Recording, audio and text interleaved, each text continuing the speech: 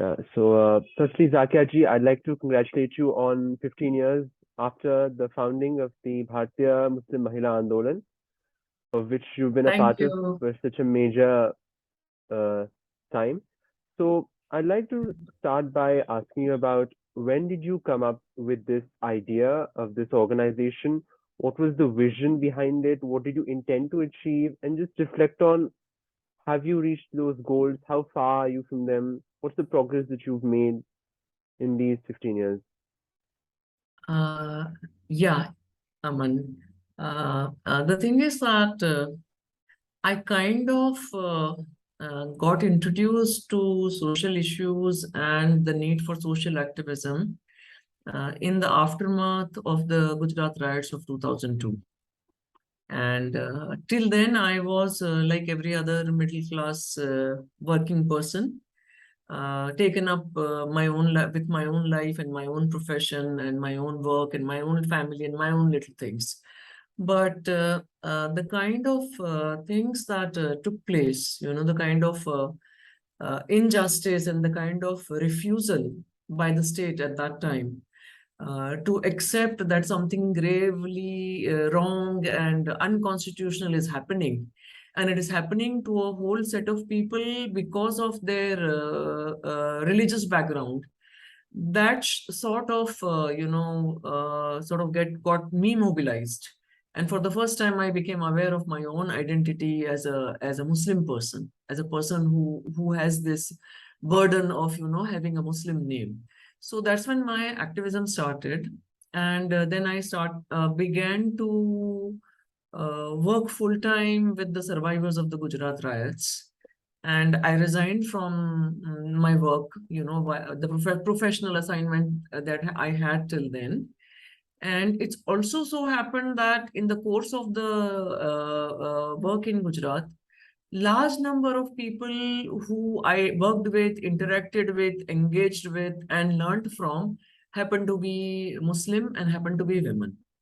So earlier the focus was on on communal harmony, on legal justice, on peace, on rehabilitation, on compensation for the survivors, attending to their needs because they had lost everything. They had lost their homes, they had lost their livelihoods, they had lost whatever little means of survival that they had. So initial period, that is 2003-4, was focused on that. And by 2005, we had started, engaging about dialogue between communities and, to work to build bridges between communities. That was the kind of focus by 2005. And then because of the the relationships which were built with these women, riot survivor women, they also started confiding about the issues that they were facing within their homes. So that is what was the backdrop about. Then the thing is that so many of them used to come in full head to toe kind of burqa. Yeah. And only after they will enter our office, only after they've ensured that there is not a single man around or a boy around, then they will remove the burqa and they will sit and talk, and then they will open up. So it was by then that kind of a relationship had started, and that's when women started talking about what are the kind of issues, like there were cases of polygamy, there were cases of triple talaq, things like that. So for the first time, personally for me in my life, I, sort of encountered, these kind of things about justice within home, within family, within the marriage. And then I was also in touch with other people, other women, Muslim women in different states. And that's when we started talking, and we started feeling that maybe there's a need for all Muslim women to come together. So we were talking through 2005 to 2000, through 2006, and we ended up forming the BMMA in January 2007. And yeah, so that was pretty much from my viewpoint, that was the trajectory. For other people who are part of the BMMA, they also have their own journeys and their own trajectories. But this was my story and my kind of journey, basically. Yeah. So, one of the most notable achievements or the most notable movements for the BMMA was its fight against the Triple Talaq system. And you succeeded in it when the Supreme Court deemed Triple Talaq to be unconstitutional. However, after the Triple Talaq was deemed unconstitutional, I was surprised to see that the BMMA advocated for a codified Muslim personal law instead of a uniform civil code. So I was curious about this because there are plenty of Islamic countries, Turkey being the foremost example, where a uniform civil code does exist. So why did you think that a uniform civil code was not as preferable as a codified Muslim personal law? And is it because of political reality that maybe the UCC will not be implemented or so, or what drove the consensus behind that announcement? Uh, so, Aman, the focus on the Uniform Civil Code has now come back again since 2014 with the BJP coming to power at the center.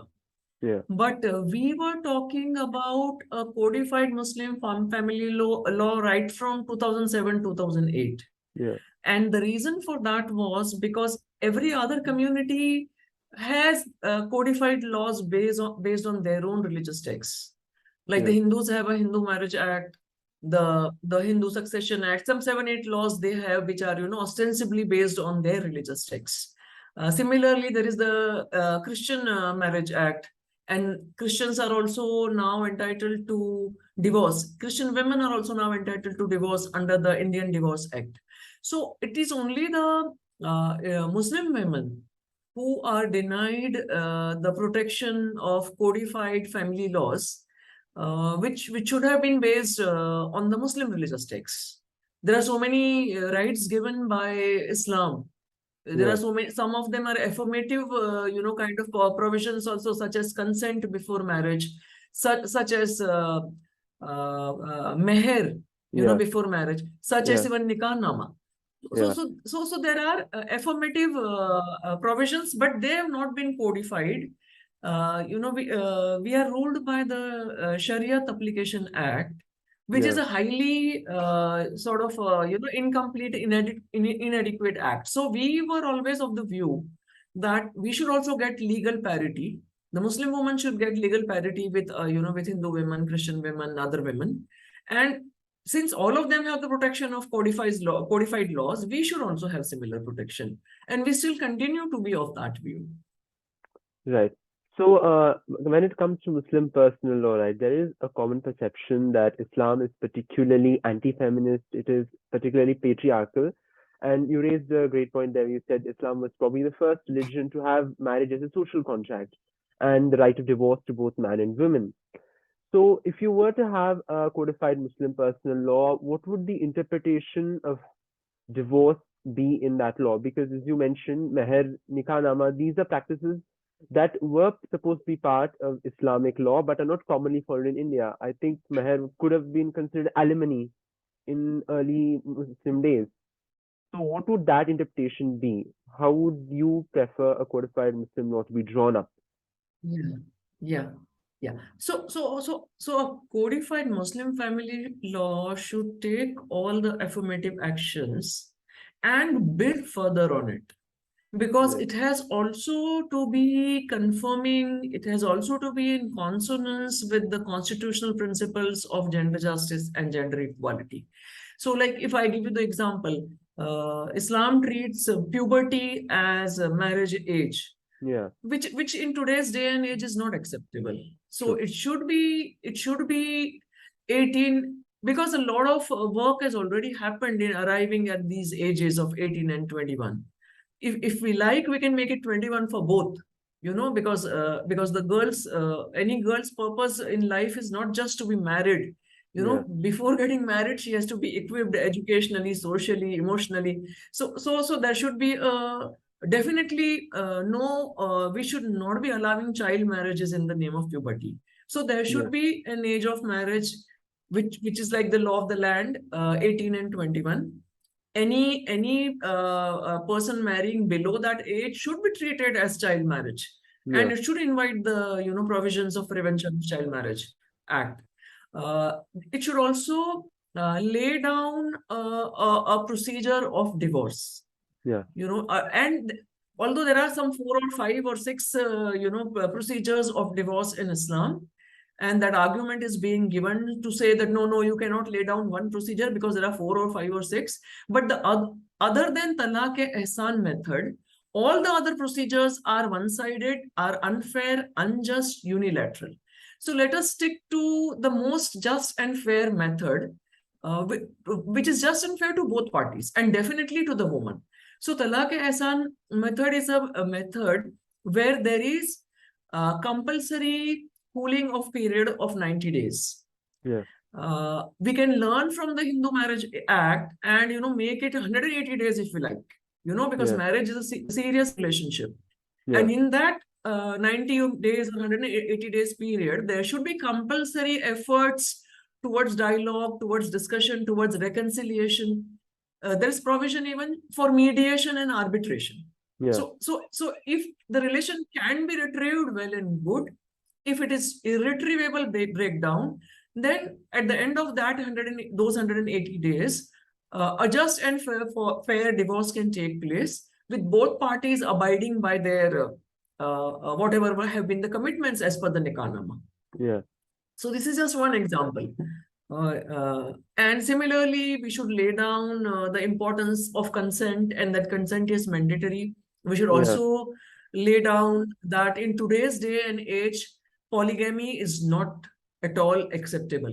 Yeah. Because polygamy was permitted under strict circumstances, but Yeah. it was never encouraged in Islam. Yeah. So today's context really doesn't permit.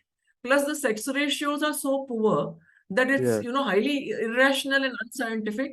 And in today's modern age, a woman or a girl will not accept it, and Yeah. it's very fair for her to reject this whole idea of polygamy. So polygamy Yeah. should be illegal. There should be only one man, one woman, Yeah. one wife, one husband principle. There should be guardianship and custody of children. Yeah. Should be both mother and father. Abhi kya hota hai ke if the child is small, the mother has to take care, and the child becomes grown up, the father comes and collects him. Yeah. That's totally unfair. Natural principles, natural justice ke jo principles hain, those should be enforced, and best interest of the child should be kept in mind. Similarly, Islam gives share to the women of the family in property and in Yeah. inheritance, but it doesn't translate into reality. So that also should be codified. And that two-thirds thing, two-thirds is the minimum that Allah wants to be given to the daughters. But Allah is not, barring you if you want to give, equally to your son and daughter. Yeah. So these, and then there should be compulsory registration of marriages. Yeah. There should be, even if there's a role for the Qazi, which is fine, but there should be, Qazi cannot be a free-flowing kind of an entity. The Qazi has to be accountable to Yeah. the codified Muslim family law. So these are some of the demands that we have within the codified Muslim family law. Right. So my next question is about Muslims in Indian society. We are increasingly seeing Muslims being ostracized, not being properly integrated into Indian public society. And I just have some incredible statistics where apparently the Muslim representation in the Indian army is at 2%. In the judiciary, it's almost at 1.5. In the top engineering colleges of this country, the IITs, the NITs, it's at 1.1%. And the examples continue to abound. What can be done to increase representation of Muslims in these very important sectors of society? And is there some initiatives that are being taken? I know that there is an Udan initiative that the BMMA is taking for Muslim boys. What do you think is the reason and the corrective for this? A very troubling statistic. Yeah. So this is a very, very important issue. Actually, the condition and the socio-economic status of the largest minority is like a blot on our democracy. Yeah. It shows that after 7.5 decades of independence, also the largest minority, we have failed to bring them in the mainstream. We have failed to enable them to acquire education, to acquire economic independence, to acquire a political voice. All that has failed.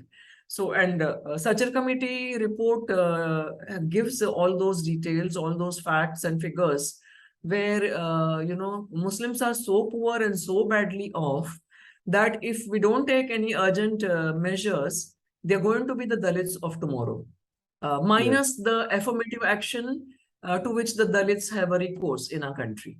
Yeah. So, so it's a failure. It has been a failure of governance. It has been also a failure of so-called secular parties who have been in government till at least till 2014. It has also been because of a lot of communalism and discrimination, and it has also been because of failure of the so-called Muslim leadership. Because the so-called Muslim leadership is only obsessed with religious issues. It is only obsessed with afterlife in heaven or in hell. And they have nothing to do with, what is happening, the poverty, the backwardness, the lack of education, the lack of economic opportunities in the lives of Muslims. So, Yeah. so all of these needs to come together.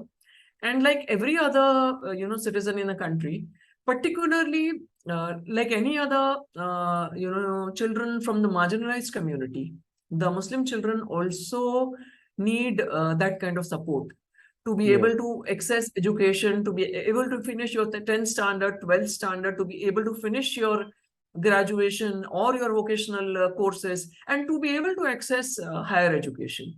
So that's not happening because the Sajjad Committee has showed that the incidence of dropout at the level of 10th standard is very, very high. And Yeah. the dropout at the level of 12th standard is even greater. Yeah. So they all enroll, but they don't reach anywhere.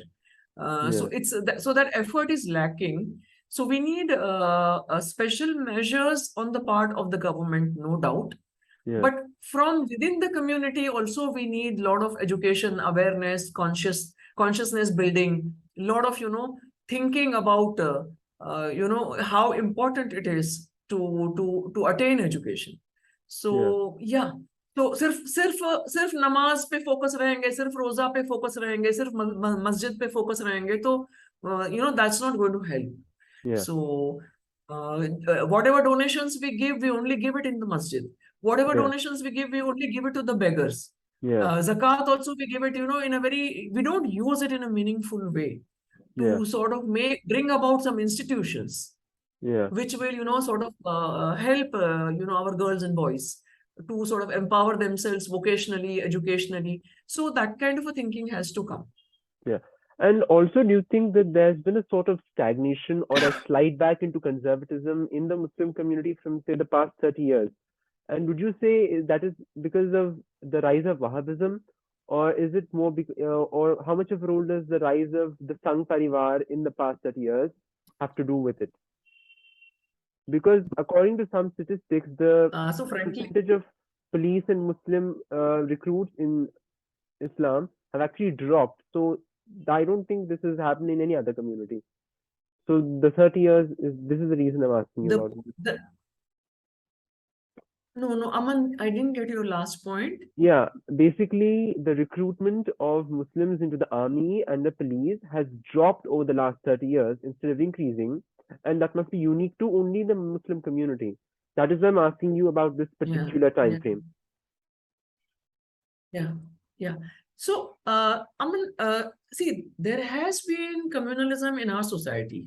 Yeah, There has been communal discrimination in our society, but despite of that, there have been equal laws for all citizens. yeah, And the BJP RSS has come to power only in 2014. yeah, So, and Wahhabism came to India in the last about 2.5 to 3 decades. yeah, So, for instance, there is a raging controversy these days over the hijab. So yeah, this hijab thing has come to India only, like our mothers, our grandmothers didn't wear hijab.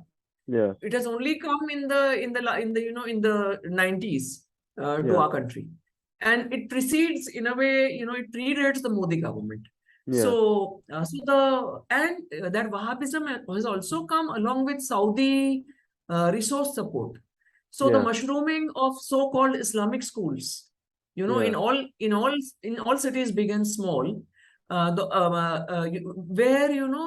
there are Islamic schools even for girls, Yeah. and where girls right from the KG standard, nursery and KG girls, they are in head to toe burqa. Yeah. So that kind of an influence, which is regressive, Yeah. which rather than taking you forward takes you back, Yeah. which does not recognize the reality that India is a multicultural country, it's a multi-faith country, we are a Yeah. secular democracy. We have to coexist peacefully with others who are not Muslims. We Yeah. don't have to, keep on alienating ourselves, separating ourselves from the rest of the society. So, Yeah. so all this has happened particularly in last 2.5 to 3 decades with the aid of Saudi petrodollars. Yeah. So that has led to a lot of problems in our society. And this hijab thing, although I have written about it also, that Yeah. I'm totally against the discrimination to hijabi girls. You cannot deny them entry into the school or into the classroom Yeah. or into the examination hall because of hijab. This is this goes against the spirit of the constitution. Yeah. This, because right to education is a fundamental right, right to Yeah. privacy is important, right to religious freedom, right to freedom of expression. It's a Yeah. violation of all of that what is happening in Karnataka. Yeah. I'm clear about that. Yeah. But this rigid insistence on hijab, being my hijab is not at all mandatory in Islam. Yeah. Hijab is a patriarchal imposition. But yet these girls and their families, their parents are willing to lose all. They are willing to sacrifice their education because of this piece of cloth. This is stupid to say the least. Yeah. So this kind of rigidity has come with Wahhabism and Salafism in our country, Yeah. and which is very, very dangerous. And somewhere, it is also fueling the Hindutva politics, Yeah. because it's like for the Hindutva politics, it's like a windfall. Yeah. That the more you want to maintain a separate identity, the more you insist on your hijabs and your identity symbols. It's a happy day for Hindutva, because it leads to greater polarization, and it Yeah. leads to greater singling out and greater division in society. So, but Yeah. unfortunately, there is no social leader or political leader, or there's no effort on a sustained basis amongst the Muslims to sort of take the community away from these kind of dangers. That's a very, very unfortunate situation, and people like us, they just dismiss because we are merely women. Yeah. And just because we fought Triple Talaq, they make allegations that we are RSS agents, we are BJP stooges, all kinds of things they say about us. So they don't want to listen to people like us. In any case, they have great difficulty in accepting anything coming from women or women. Yeah. So I don't know. Even Allah cannot help this community, I feel, really. Right. That's a very cynical, that's a very unfortunately cynical statement. But another thing that I was wondering, a point of view, if I may, is that the hijab is actually a more moderate choice compared to the burqa. So someone could say the burqa is not Islamic, but you can wear the hijab, and people over time you could have encouraged people to get rid of the burqa with the help of the hijab. But now I think that option is also quite difficult with what's happened here. Yeah. Yeah, that is Yeah. Yeah, because so Aman, yeah, you call it hijab, you call it niqab, you call it burqa, you call it yeah. ghungat, you call it some other name in the Hindu tradition. They are all patriarchal impositions. I They are agree, all but regressive practices. I think the hijab is not, you know, I think the burqa alienates you in a way that is much more distinct than the hijab does. So that was what I was thinking because Yes, religious reform takes a definitely. very long time. You know, it takes a lot of steps. You can, unless there's no big bang reform that's gonna happen very soon. Yeah, and you Yeah. also talked about the lack of leadership in the Muslim community, right? So I was reading about Hamid Dalwai, another Muslim reformer who was actually the first, if I believe, to lead a march against Triple Talaq. I wonder if you know about him. So Hamid Dalwai always had this regret in his writings where he said that the Muslims were never able to produce someone of the stature of a Mahatma Gandhi who could reform their faith, and that the best we had was Khan Abdul Ghaffar Khan, who we lost to partition. Now, another question with Muslim reformers is that the people who set out to reform Islam, most of them identify as atheists. Do you think that the need is for someone who is a religious type figure, like a Gandhi, who portrayed himself as a saint? Only then that people would listen to him telling this needs to change in our practice of faith? Or is that completely impossible unless we have strong political support to force change on people?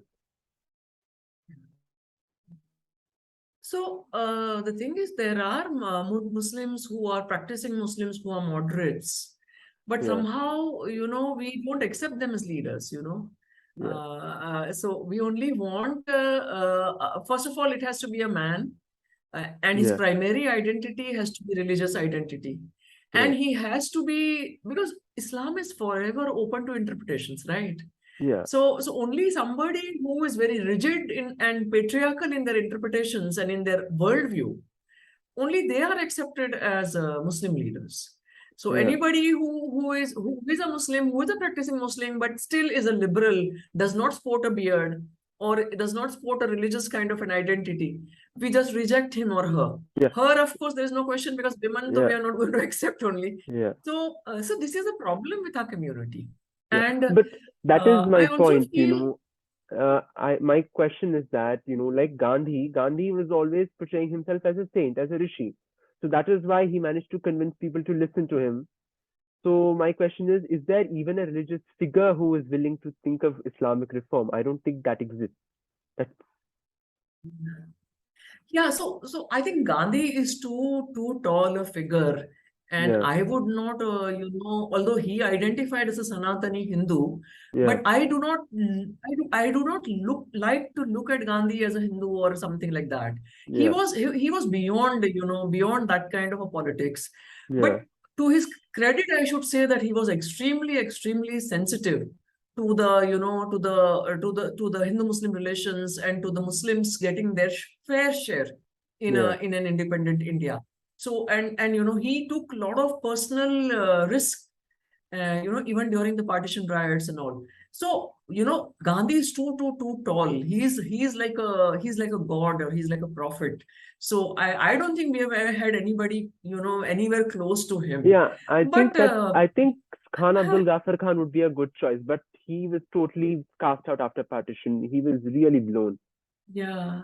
Yeah, Yeah, if you see the later yeah, part of yeah. his And life, he he was also, thrown in jail yes, for a long time. yes, yes, yes, yes. And also, I don't know, I feel that the problem also lies to that small section of educated or middle class Muslims, Yeah, because many of them have their hearts and minds in the right places, but they yeah, are too afraid to go against the tide. yeah, They're not just not willing to stick it out. yeah, So I know many who really agree, with the kind of views, for instance, for views of somebody like me, for instance. yeah, Or I know many people who agree with the kind of work that we do, for instance. yeah, But if push comes to shove, they will not stand up. They yeah, don't want to. They find it very difficult to go against the tide. So if you look at the other marginalized communities, and particularly, I'm particularly fond of looking at the Dalit community, because I have worked with a lot of Dalit groups also in the course of my yeah, activism. So many Dalits, you run into them day in and day out, who have come out of their circumstances, who have empowered themselves, who have attained education, who have become something, who have reached somewhere in life. But most of them you will find giving back to the community, yeah, contributing, somewhere, giving it, to the community, helping others who have not been so lucky as they themselves. But this is something that is singularly lacking in the small section, that whatever small section of educated Muslims that we have. I don't know, perhaps because the small section has antecedents in feudalism, yeah, particularly in North India. I don't know I'm not a sociologist, but from what I've understood in the course of my work and my activism, I find it unforgivable. And in that, I would also count the couple of or a few universities that we have, quote unquote, where they have not really come forward. It took so much onslaught of Hindutva, and the bringing about of something like CA and RC for the students to get mobilized, but Yeah. yet not the management, yet not the faculty, yet not the teaching communities associated with the so-called Muslim universities, apart from Right. some individual faculty members, of course, who Yeah. have been committed, who have been activists, apart from that. So now, what can help such a community where the small percentage of educated people do Yeah. not want to stand by the community, and they look at the community as they and us. So us Yeah. the well-off, us the well-placed, us the educated, and they Yeah. the wretched. This is the Yeah. mindset. Aman. I'm vouching for this. I'm talking about this out of my own life Yeah. experiences. So So yeah, it's very, very unfair. It's very, very, very unfair to the yeah, community. that brings me to my next question. So, a very under-discussed aspect of Islam is the caste system within Indian Islam. Now we're seeing the Pasmanda movement come to some prominence. We are seeing the BJP also give some credence to the voices of the Pasmanda Muslim community. How important do you think caste is in Islam? How and how is it different from, say, Hinduism? And is it like, how do you address that issue there? Because it is not a religiously sanctioned practice, but it is a social practice, however. Yes, very much, very much. So many years ago, I translated Ali Anwar's book, Masawat Ki Jang. I translated it into English Yeah, called Struggle for Equality. yeah, And in that book, he has listed over a hundred kind of forms of untouchability, yeah, like not sharing the well water, not allowing the dead to be buried in the Kabristan, not inviting so-called lower caste to the weddings, not allowing them to participate in social functions, not allowing them to participate in religious functions. So how is it different from caste in Hinduism? I don't understand. yeah, There may not be caste in Islam, but there is caste very much in amongst the Indian Muslims. And in fact, large sections of Muslims come from the quote unquote lower caste, yeah, Ajlaf. yeah, And it's only a small percentage which belong to the Ashraf caste. right, The ones I was referring to, yeah, those with the feudal antecedents, and yeah, those who, talk about us and they, and those who yeah, feel that by, interacting with a poor person or stepping into a poor basti, unke pair yeah, gande ho jayenge. yeah, So it's very, very unjust, and it goes against the fundamentals of Islam. Islam is about justice and equality, and yeah, we same as they dismiss that there is no caste in Islam. Same they say about women also. No, they say yeah, Islam gave equal rights to women 1400 years ago, but in yeah, reality there is triple talaq, there is polygamy, there is halala, there is burqa, there is everything. So yeah, so it's like the greatest hypocrisy and dishonesty, I would say. yeah. And also, there is, a certain section of society, particularly the Hindu right, who would want us to go for a Periyar or an Ambedkar style denouncement of Islamic spiritual texts, as Ambedkar denounced the Manusmriti.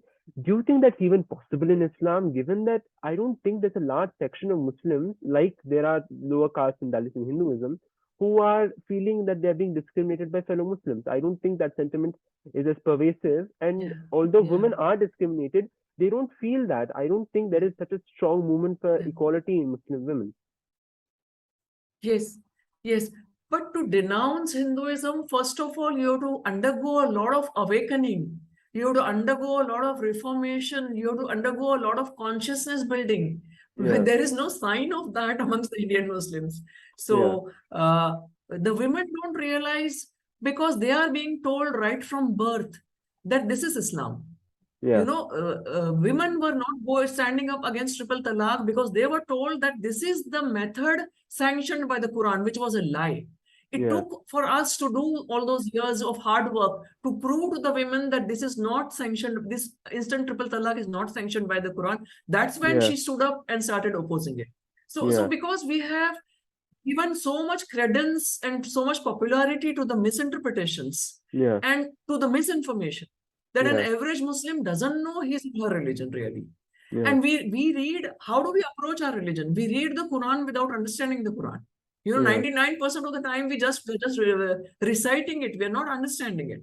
We're Yeah. not reading the translations. Yeah. And in translations also, we are not reading the progressive translations or progressive Yeah. commentaries. So Yeah. we don't know about our religion. That's why we think our religion is all about beards and skull caps and burqas and hijabs. That's Yeah. what all the external symbols have become, everything, to do with our religion. And Yeah. the values of Islam, the values of the Quran, kindness, compassion, Yeah. justice, wisdom, all that has been forgotten and relegated. So that is the problem actually with us. Yeah. And lastly, not just about the public space or in government positions, but also in art, in the popular art of cinema and television, you can see this disturbing trend of Muslims either being the bad guy or the bad guy being a Muslim or being played by a Muslim actor or being a Hindu and looking like a Muslim. And the good Muslims, their entire emphasis is about them being Muslims. There are no Muslims who are allowed to be in art.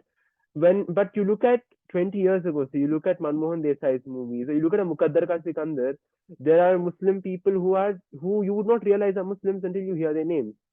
Do you think that how much does art have an influence over society? Do you think that art should also have play a role in trying to propagate a more progressive version of Islam, or do you think that the gradual backwardness that the Islamic community has been going through is reflecting in art through this?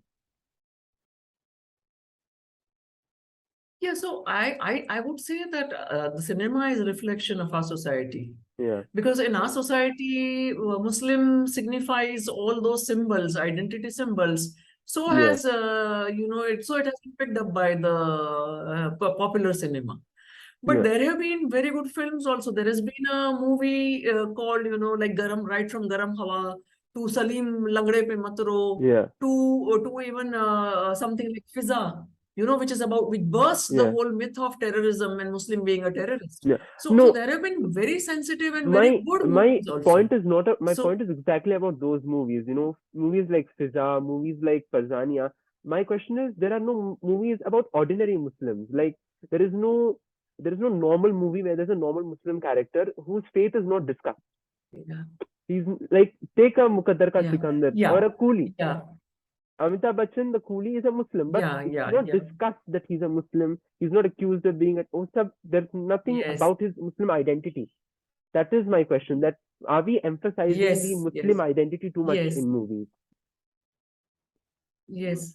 But I think now with the OTT coming, there is more Yeah, scope for, good and sensitive filmmaking. And yeah, I think that can be the hope going forward with the OTTs. right, It could not, perhaps it was not possible in the cinemas. I don't know. I'm not an yeah, expert.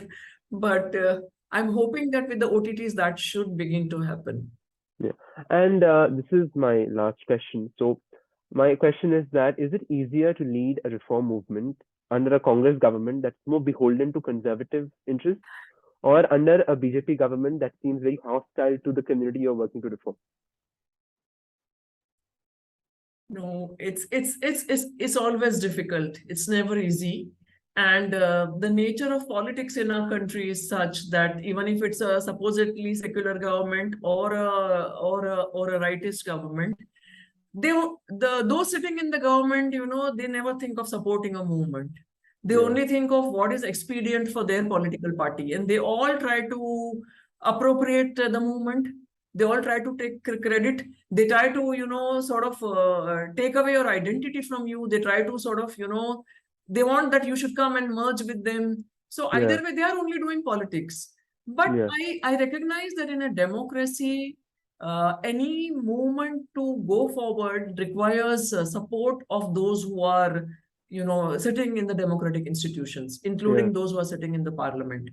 Because for changes to happen, legal changes to happen, social changes to happen,